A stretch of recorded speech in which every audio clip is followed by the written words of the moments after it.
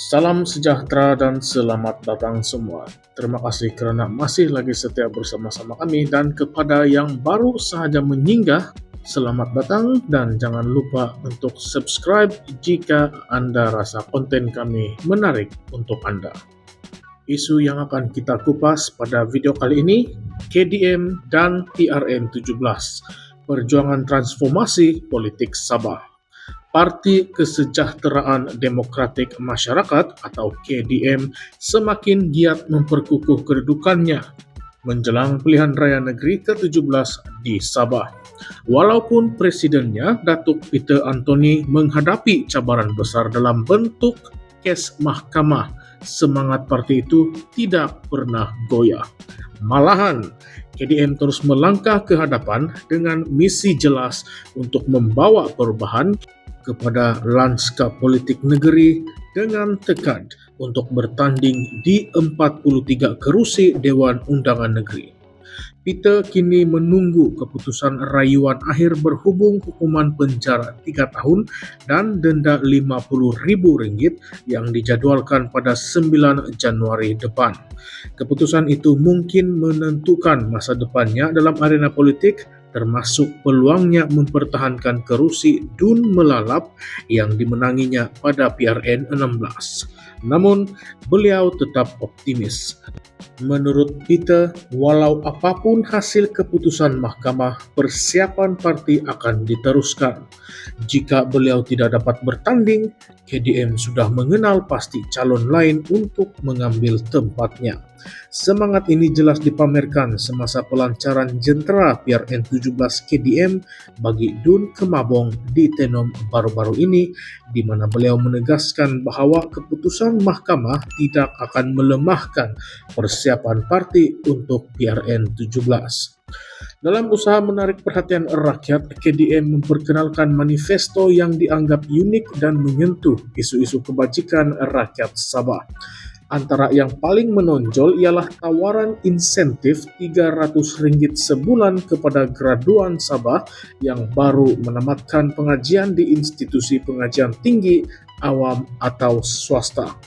Insentif ini akan diberikan selama 6 bulan bagi membantu graduan menghadapi tempoh sukar sebelum mendapat pekerjaan. Peter menjelaskan bahawa manifesto ini mengambil kira keadaan ekonomi semasa dan tekanan yang dihadapi oleh graduan. Beliau percaya inisiatif ini mampu mengurangkan beban kewangan graduan baru sambil memberi mereka masa untuk mencari pekerjaan yang sesuai. Selain itu, manifesto KDM turut merangkumi pelbagai tawaran kebajikan lain yang dilihat menyeluruh. Antaranya ialah bantuan RM500 setahun kepada ibu tunggal bagi meringankan beban kewangan mereka. Parti itu juga menawarkan beasiswa penuh kepada pelajar Sabah, termasuk pembiayaan iuran pendaftaran sebagai langkah untuk memastikan pendidikan dapat diakses oleh semua lapisan masyarakat. Tambahan pula, KDM menjanjikan pemberian rumah untuk rakyat miskin tanpa menetapkan jumlah kuota tertentu di setiap kawasan Dun. Dalam isu pemilikan tanah, KDM turut berjanji untuk menyelesaikan konflik tanah yang sudah lama menjadi masalah di Sabah. KDM turut mencadangkan penubuhan sebuah bank negeri untuk menyediakan perkhidmatan kewangan yang lebih inklusif kepada rakyat. Menurut Peter, manifesto ini bukanlah janji kosong, tetapi satu pelan tindakan yang dirangka berdasarkan sumber negeri yang sedia ada. Beliau percaya kerajaan negeri mampu menampung pelaksanaan semua inisiatif ini demi kesejahteraan rakyat Sabah. Menurutnya lagi, kami mahu memastikan setiap rakyat Sabah mendapat hak yang sewajarnya, dan kami yakin ini adalah langkah pertama ke arah membentuk negeri Sabah yang lebih adil dan makmur. Namun, perjuangan KDM bukan tanpa cabaran. Keputusan mahkamah terhadap Peter mungkin menjadi isu besar yang boleh mempengaruhi persepsi rakyat terhadap kestabilan parti itu. Walaupun beliau telah memberikan jaminan bahwa calon lain sudah bersedia menggantikan tempat beliau jika perlu, persoalan tetap timbul. Adakah pengundi setia kepada KDM atau kepada figura Peter Anthony? Ini menjadi ujian penting kepada timbalan Presiden KDM, Datuk Wetrom Bahanda, yang kini dilihat sebagai antara pemimpin kanan yang berpotensi mengisi kekosongan sekiranya Peter tidak lagi dapat memainkan peranan utama. Di sebalik manifesto menarik dan usaha gigih untuk menonjolkan KDM sebagai kuasa politik baharu, persoalan lain yang timbul mengenai kemampuan parti itu untuk benar-benar merealisasikan semua janji tersebut. Tawaran seperti insentif graduan, beasiswa penuh, pemberian rumah, dan penyelesaian isu tanah memerlukan dana yang sangat besar. Walaupun Peter menyatakan bahwa kerajaan negeri mampu menampung kos ini, pengkritik berpendapat manifesto seperti ini mungkin sukar dilaksanakan tanpa menjejaskan bajet negeri. Tambahan pula, Sabah masih bergelut dengan isu-isu seperti infrastruktur yang kurang memadai, kemiskinan, dan pengangguran yang tinggi. Adakah langkah-langkah KDM ini cukup realistik untuk mengatasi masalah-masalah ini, atau ia sekadar janji pilihan raya?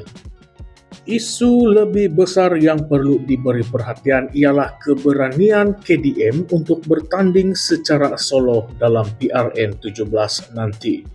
Langkah ini boleh dilihat sebagai bukti keyakinan mereka, tetapi juga menimbulkan risiko besar, terutamanya jika dibandingkan dengan kekuatan parti-parti besar seperti Gabungan Rakyat Sabah GRS, Warisan, dan Barisan Nasional BN.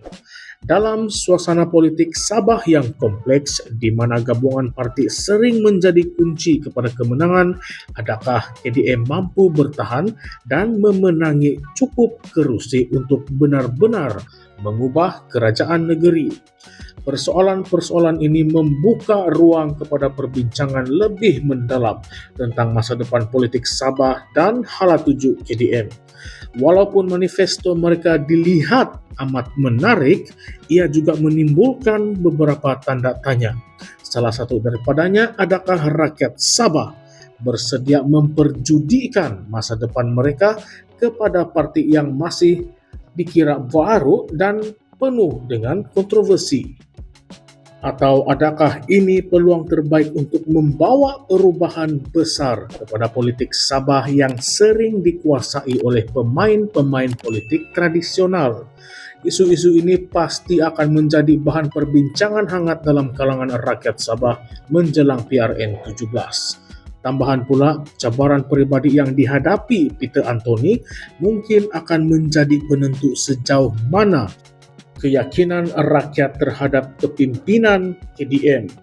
Keputusan mahkamah pada Januari nanti bakal menjadi detik penting yang bukan sahaja mempengaruhi masa depan Peter, tetapi juga hala tuju KDM dan peluang mereka untuk mencipta sejarah dalam politik Sabah. Bagi rakyat Sabah, PRN 17 bukan sekadar tentang memilih wakil rakyat, tetapi peluang untuk menentukan arah baru bagi negeri Sabah. Adakah manifesto KDM cukup kuat untuk memenangi hati pengundi? Dan bagaimana mereka akan menghadapi cabaran politik yang begitu kompleks? Semua ini menjadikan PRN 17 satu pertempuran politik yang penuh emosi dan drama, serta penentu kepada masa depan politik Sabah. Apakah pendapat Anda semua? Sila utarakan pendapat Anda di ruangan komen di bawah dan jangan lupa untuk like, share, dan subscribe channel ini untuk isu-isu yang menarik pada masa akan datang. Sekian saja, terima kasih semua.